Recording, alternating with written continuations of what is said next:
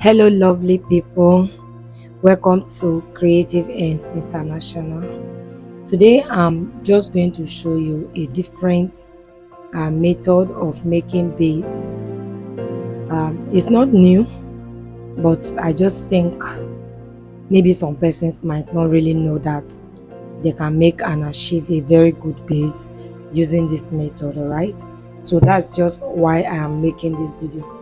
So to start, we can make this base in two different ways. Either you are making a cross base like what you see me doing now, or you are making a straight base. So I would be giving the measurement that you can use for both of the bases. All right, so if you are going to make a cross base, which is like V front as we normally call it, you will need 40 inches.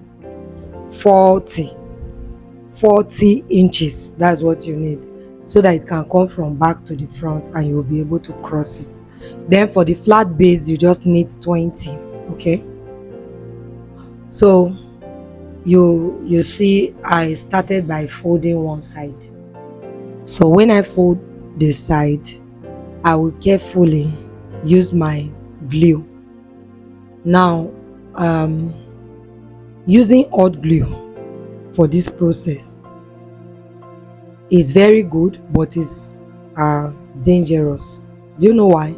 It can condemn your material if you don't get it right. So if you are going to use hot glue like I am doing now, you must be very certain, be very sure before you are applying the glue. If not, you can use liquid glue.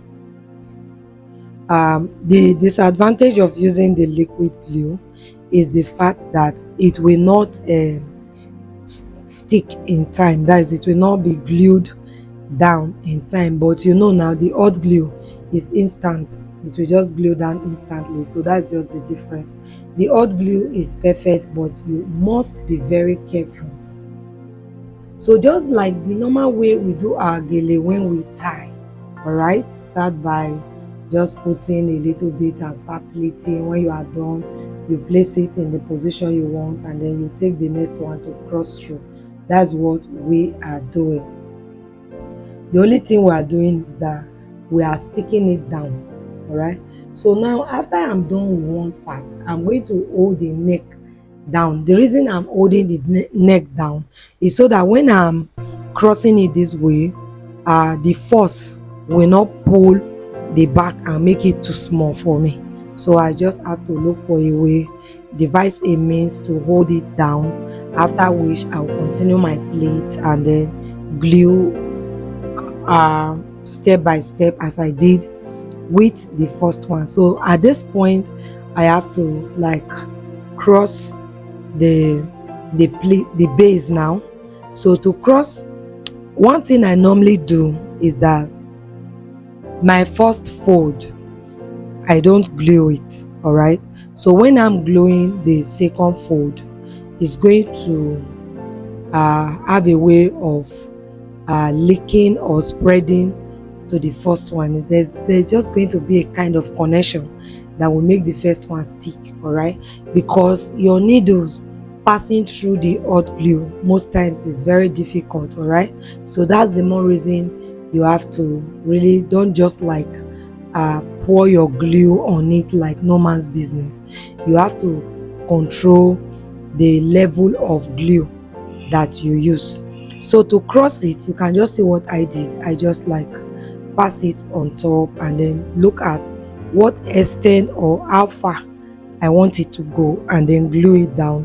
After that, I will just like continue with the process the same way I did for the first one. You know, just follow it step by step. Determine what distance you want each pleat from the first one. Okay, and of course the distance you are using for each of the pleats should almost look the same, so that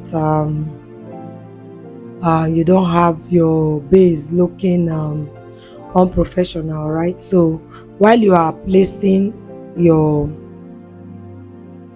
fold, you have to like be uh, conscious of the fact that this is what I want. You have to be objective with it, okay?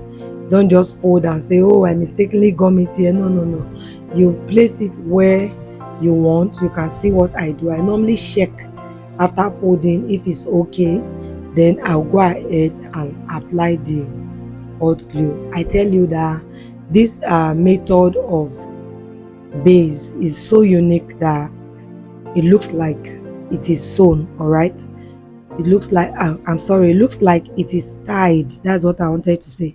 It looks like it is tied, when we use the one that we sew, the steps cannot really climb on each other like this because of the kind of stress that the machine will have to go through sewing it on top of each other like this. So the best way you can get this base to look like it is tied is by using this hot glue. So you can use liquid glue. For me, liquid glue is the safest, but the challenge is it does not glue in time. So, and that's one of the advantage the liquid glue has, because it does not glue in time. If you make mistake, you can actually correct your mistake, though you just have to try not to make mistake anyway. So we are done folding everything completely. What I used here is 40 inches by 3. So I used as in 3 pieces of Asoke together. So that should give me like 20 or 18.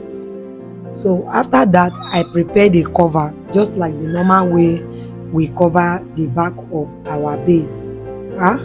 So length 20 inches is okay for your length, all right? So you are going to leave like 3 inches. You can see my hand where I am sewing. You will see that I left about 3 inches. There's a distance because this base we are going to attach handle to tie. So you leave like 3 inches and then you go ahead and sew it. And then as you sew, your movement has to be on top, because if you look closely, you see that you can see the thread.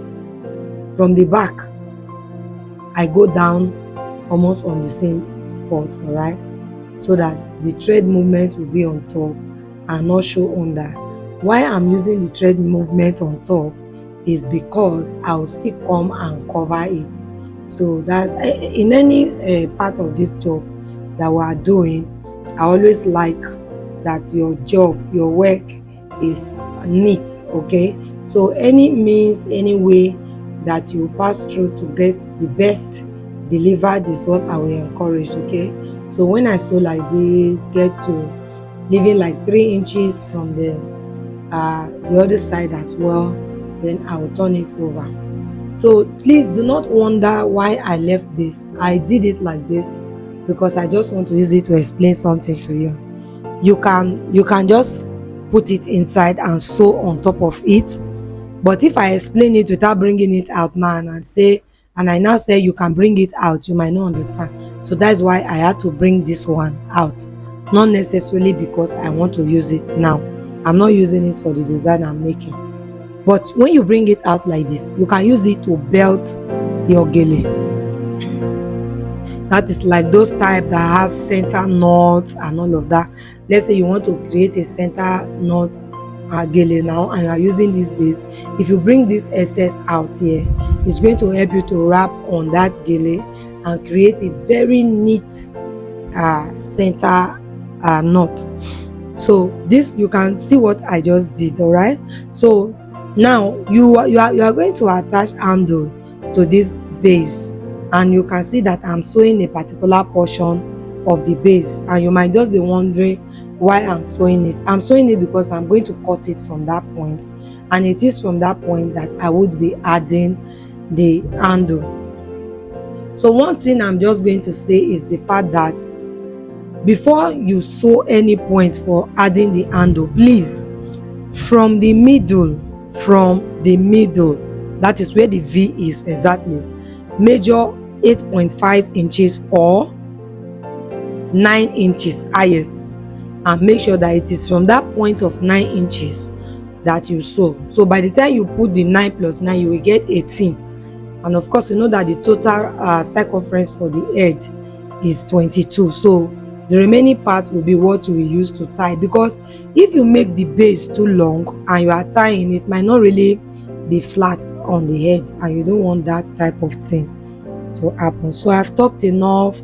This is all for today's tutorial. If today is your first time discovering Creative X International, do well to subscribe to our channel, like our videos, share it if you can, recommend the channel to other persons, and I will see you in my next video. And of course, if you still think that you have any other question, please do ask. I will respond to you immediately I come across it, all right, so that you can get clarity for what we just did today. So for me, it's goodbye. See you in my next video. Bye.